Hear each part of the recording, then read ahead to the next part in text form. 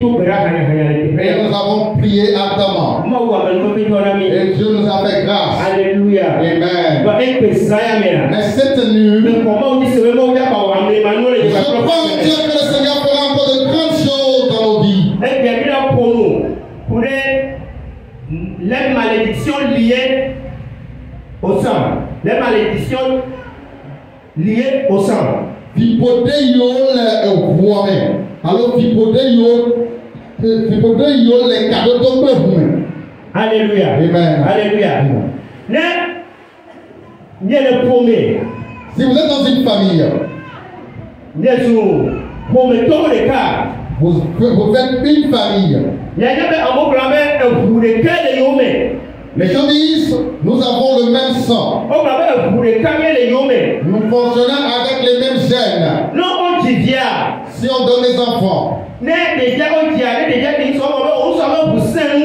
si l'enfant ressemble à son papa, on dit, ah, ces gènes sont puissants.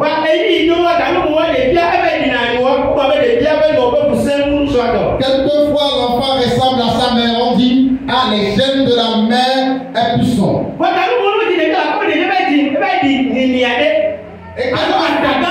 Quelquefois, l'enfant ressemble à un oncle ou à un parent de la famille. L'enfant va ressembler à un parent de la famille. Alléluia. Amen. Il va ressembler à quelqu'un dans la famille.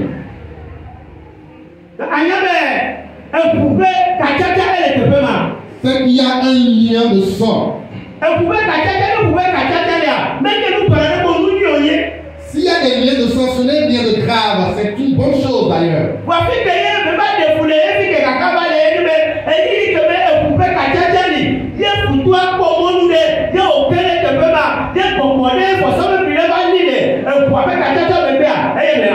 Le problème réside dans le fait que dans le sang, qu'il y ait des alliances, des choses qui vont se manifester dans le sang des autres. Alléluia. Amen. Les hôtels sont dans l'ADN. Dans l'ADN, dans le sang. Alors pour dire les voix, alors pour savoir que elle voit même les bétomia. Il y a un sénat, il y a un donc si l'autel réside sur les ADN ou dans le sang des parents, nos yeux ne sont pas vite éclairés sur cela.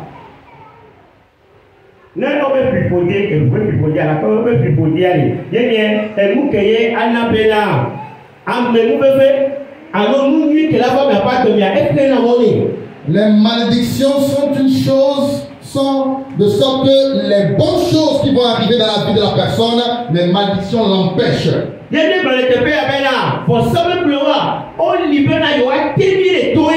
Et nous avons dit que les autels sont là pour nous terrasser. Les autels sont là pour amener la honte sur notre vie. Alléluia. Amen.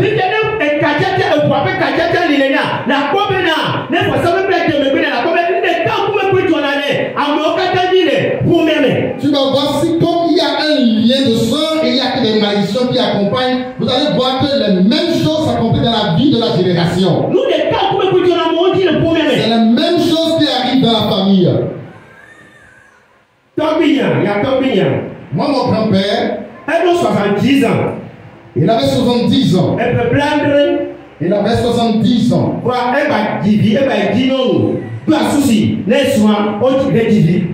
À 70 ans, il s'est encore remarié et il a encore fait des enfants. Mon mère m'a dit quand il a épousé mon père, ma mère n'a pas fréquenté. Et il me disait quand mon papa allait au travail, il ne revenait pas tôt. Et je lui ai posé la question, pourquoi tu reviens tard à la maison? C'est ma mère qui lui demandait.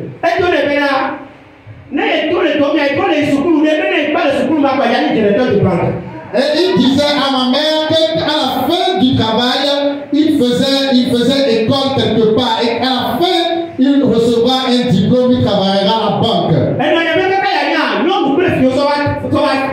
Jusqu'à ce que maman ne se rende compte, c'est avec enfant et femme qu'on l'a mené à la maison.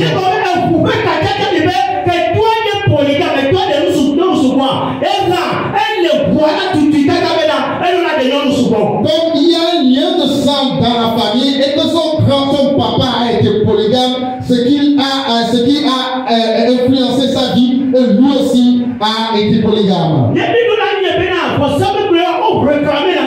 Et nous devons savoir que ces hôtels nous réclament.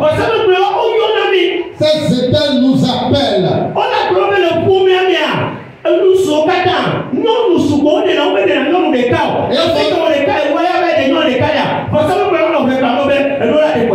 Ils vont dire que dans la famille, pour se marier, on se marie avec plusieurs femmes. Et quand tu te maries avec une seule femme, il n'en est pas question. Il va commencer par le réclamer.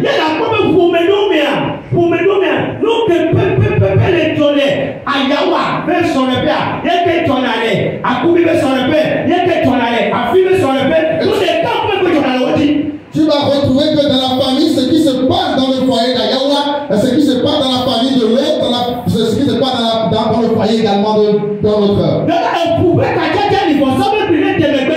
Et dans le lien de famille, il y a des hôtels qui accompagnent.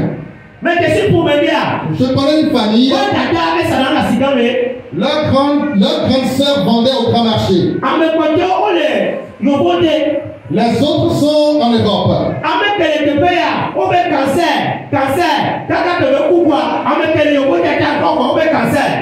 Et celui qui est au grand marché a contracté ou bien manifesté des maladies de cancer jusqu'à ce qu'il ne meure. À la fin, ceux qui sont également en Europe ont commencé par développer la maladie de cancer. Quand la seconde a eu le cancer et qu'elle est morte, l'autre, la troisième également, a commencé par développer la maladie et elle aussi elle est morte.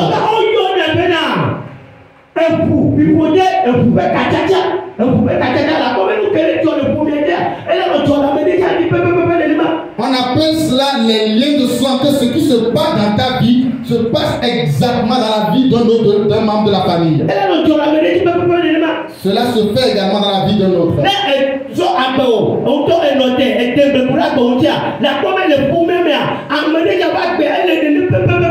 Si tu examines bien ta vie, tu retrouveras que ce qui se passe dans ta vie se passe exactement dans la vie d'un membre de la famille.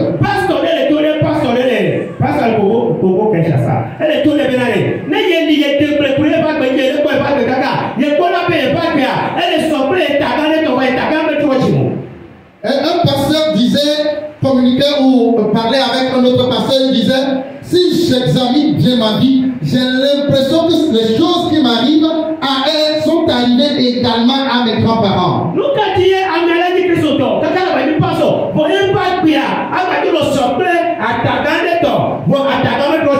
Comment se fait-il qu'un enfant de Dieu, un chrétien et à plus forte raison un pasteur a les mêmes problèmes lui arrivent comme cela est arrivé dans la vie des gens de sa famille? On appelle ça les liens de famille. Alléluia. Amen.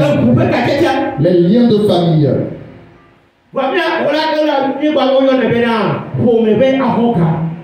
Chez nous on appelle des liens. Des liens de famille ou des liens de sang. Alléluia.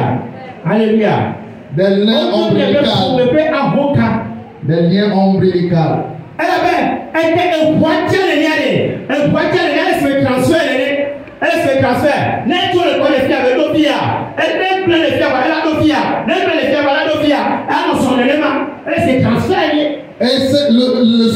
la chose fonctionne comme des transferts. Si cela part de chez moi, ça va chez l'autre, ça part de chez l'autre, ça va chez l'autre, ainsi de suite, et ça circule dans la famille. Non,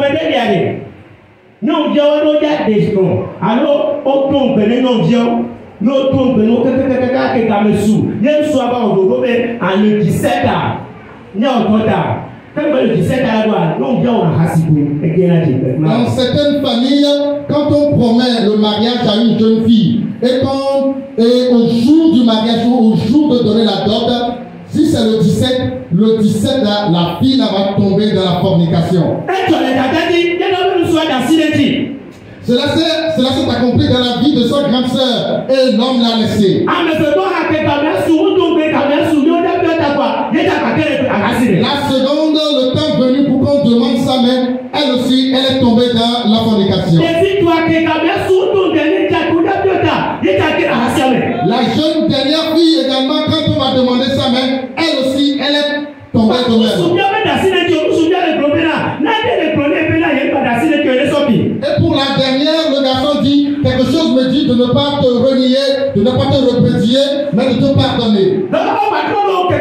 Et ils ont choisi une autre date.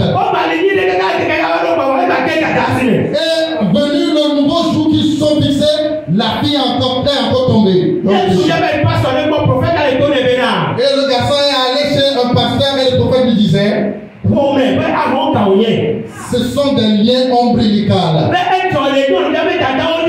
Cela s'est accompli dans la vie, cela est venu dans la vie de cette grande sœur. Et la sœur a dit oui, cela s'est accompli dans la vie de ma grande sœur. Je vous ai dit que les hôtels sont là pour amener la honte sur notre vie. Ils viennent pour amener le peuple sur notre vie. Alléluia. Amen. Mais cette nuit, tout lien ombilical qui est œuvré dans ta vie, le sang de l'alliance va les ôter. Le sang de l'alliance va les ôter. Le sang de l'alliance va les débarrasser. Ne jouons pas avec les hôtels. Ne jouons pas avec les hôtels. Il y a des familles à nous mettre ici avec qui nous communiquons. Toute fille qui vient se marier à un garçon dans la famille et tombe dans le péché de l'adultère. Leur grand frère a vu la même chose. Et quand on veut tomber dans l'adultère, ce n'est pas un homme raisonnable, un homme puissant.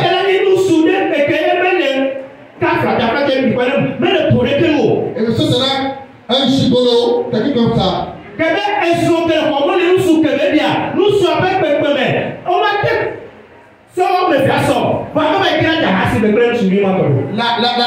La fille, même si on compare son homme avec l'homme avec qui elle a forniqué, ils n'ont pas la même comparaison. Le second garçon a eu le même problème. Et le troisième garçon,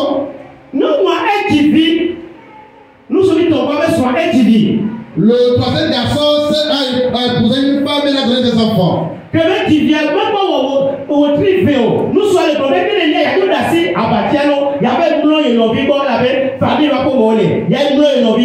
Comme ils sont dans une maison familiale, l'homme a dit, comme la femme vient d'accoucher, il va les laisser le lit. Déjà, ça fait 2 mois après l'accouchement. Donc, il leur a laissé le lit et lui il est venu.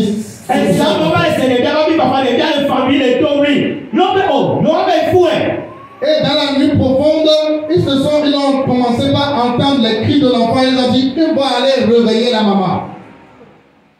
Quand ça est arrivé, ils n'ont pas trouvé la maman dans la chambre. Et quand l'appelé a dit qu'elle est là-bas.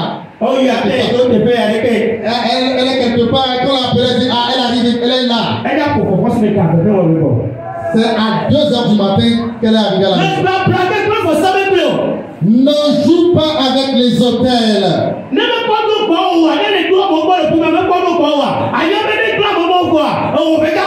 Si ce n'est pas encore arrivé chez toi, c'est que si ça circule dans la famille, ça viendra certainement chez toi.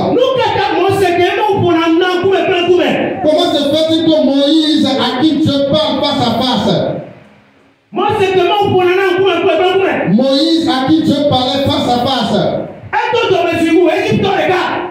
il s'est énervé, il a tué l'Égyptien.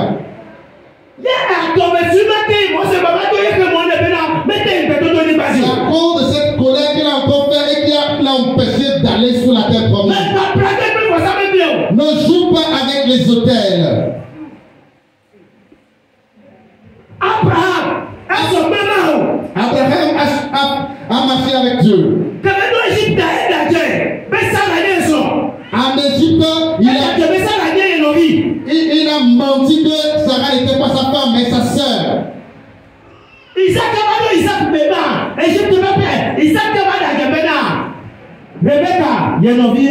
Isaac aussi a fait pareil en disant que sa femme, Rebecca, était sa sœur. J'aimerais que toi et moi nous prions. Alléluia. Amen. Que nous prions.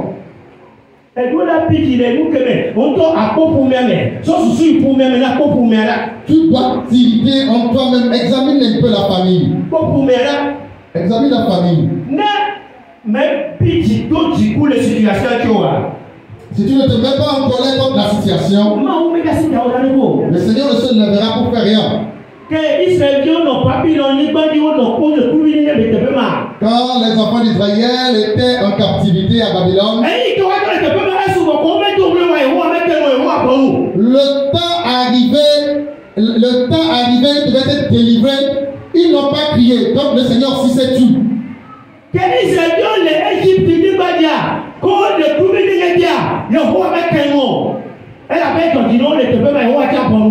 Quand les enfants d'Israël étaient sur la terre égyptienne et qu'ils ne criaient pas, Dieu voyait qu'ils se contentaient de leur situation, donc ils n'intervenaient pas. Au moment venu, ils ont crié à l'Éternel, l'Éternel leur a envoyé le secours. Si tu cries vers l'Éternel quand tu es fatigué, le Seigneur mènera vers toi le secours. Il t'enverra le secours. Alléluia. Amen. J'aimerais que nous prions.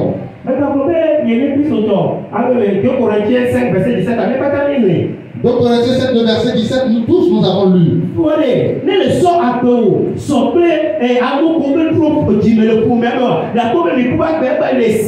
Si tu t'étais de comparer aux membres de ta famille qui ne sont pas convertis, tu verras que vos vies sont pareilles. Alléluia. Amen.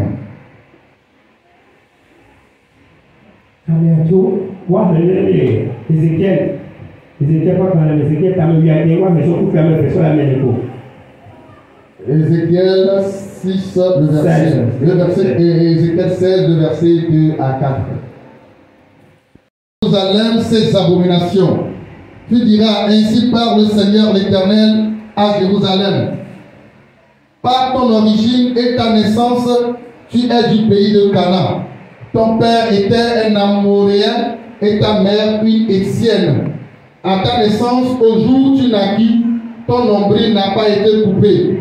Tu n'as pas été lavé dans l'eau pour être purifié. Tu n'as pas été frotté avec du sel. Tu n'as pas été